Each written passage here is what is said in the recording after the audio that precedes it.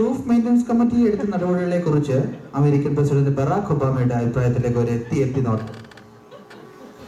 ഞാനൊരു ദിവസം എയർഫോഴ്സ് കാണാൻ ഇങ്ങനെ പോയിക്കൊണ്ടിരിക്കുകയായിരുന്നു. അതിനെപ്പോൾ ഐജി റൂഫിന് മണ്ടയ്ക്ക് വെള്ളം കിടക്കുന്ന കണ്ടേ. പക്ഷേ ഞാൻ പൈലോട് പ്ലെയിൻ ആക്കാൻ പറഞ്ഞു. പുള്ളി എന്നാലും എന്നെ കൊഞ്ഞനെ കൊത്തി കാണിച്ചു. ഞാനിട്ട് പുള്ളി പ്ലെയിൻ താത്തു. ഞാൻ തന്നെ ഏണിയൊക്കെ എടുത്ത് വെച്ച് മേളിച്ചെന്ന് കയറി വലിയ ഹോളാണ് അവിടെ കണ്ടത്.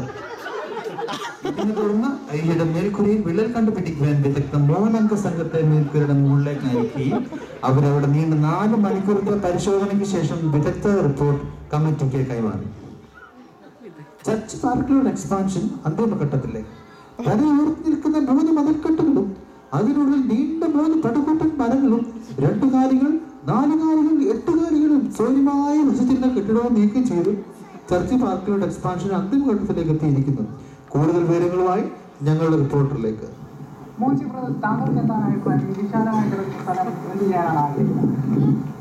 തൽക്കാലം ഇത് മാധ്യമമായിട്ടാണ് താല്പര്യം. വേറെ ഇല്ല. പിന്നെ പലരും പല രീതിയിൽ അഭിപ്രായപ്പെട്ടു. പിന്നെ എന്താണ് ഈ സ്ഥലത്തെ കുറിച്ച് സംസാരിക്കുകയാണ്. അതെ, ഞാൻ 2 വാക്ക് പറഞ്ഞു. ഞാനിത് നോക്കുകയായിരുന്നു. ഇവിടെ പലരും പല അഭിപ്രായമായിട്ട് വന്നു. ഇതൊരു പാർക്കിലോട്ടാക്കണമെന്ന് വന്നു. പക്ഷേ പലരും വേറെ ചില അഭിപ്രായം കണ്ട് വന്നു നെല്ല് ഉണ്ടാക്കിയാണ്. ഇതൊരു വയൽക്കണ്ടമായിട്ട് മാറ്റിയിരിക്കുകയാണ്. ഞാൻ നോക്കിയപ്പോൾ ഈ കതിരൊക്കെ ഉണങ്ങി.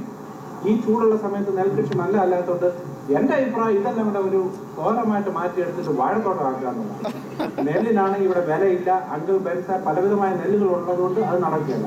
അതേസമയം വാഴത്തോട്ടമാക്കാണ് എല്ലാവരും പഴം തിന്നു, എസ്പെഷ്യലി മലയാളികൾ. നമ്മളെല്ലാവരും അല്ലെങ്കിൽ പഴം തീറ്റിക്കാരാണ് നമ്മൾ.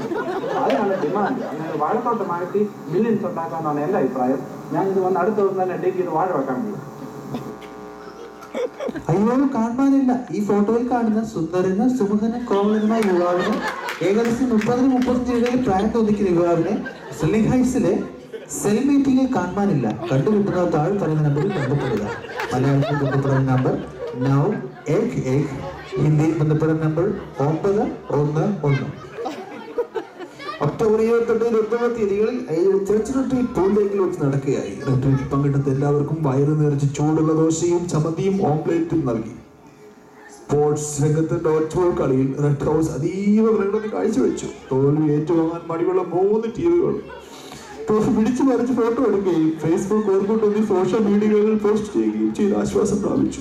പരാജയ വിജയത്തിന് തുടക്കമാണെന്നും അടുത്ത വർഷം ഇതേ കളികൾ ഉണ്ടാകുമെന്നും തോൽവി അധികം നിരാശപ്പെടാതെ പൂർവാധി ശക്തിയോടെ തിരിച്ചു വരണമെന്ന് സ്പോർട്സ് കോർഡിനേറ്റർ ജനങ്ങളോട് ഒരു യോഗത്തിൽ ഊന്നി പറഞ്ഞു.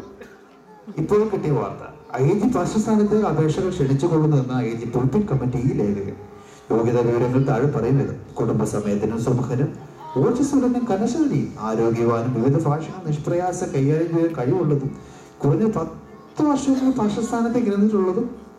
ഇനിയുണ്ടോ? മലയാളം, തമിഴ്, ഹിന്ദി, ഇംഗ്ലീഷ്, ഹിന്ദി.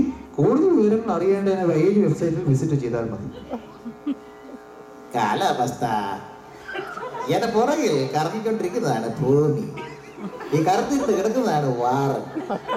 ഐജിയുടെ പരിസര പ്രദേശങ്ങളിൽ ആകാശം ഇരുണ്ട് മേഘാരൂഢമായിരിക്കുന്നു. അടുത്ത 24 മണിക്കൂറിനുള്ളിൽ മഴയോടുകൂടി ഇടിയോടുകൂടി മഴയോ ഉണ്ടായിരിക്കുന്നതാണ്. ചിൽഡ്രൻസ് ചാർജ്, ചേമ്പ്, ഈച്ചർ എന്നീ പ്രദേശങ്ങൾ കൂടുതലായി ഉപയോഗിക്കുന്നവർ ഒരു കോട്ട കൂട്ടി കരുതിയിരിക്കുന്നതാണ്. അയ്യോ, സമയം ഒത്തിരിയായി. പ്രധാന വാർത്തകൾ ഒരിക്കൽ കൂടി.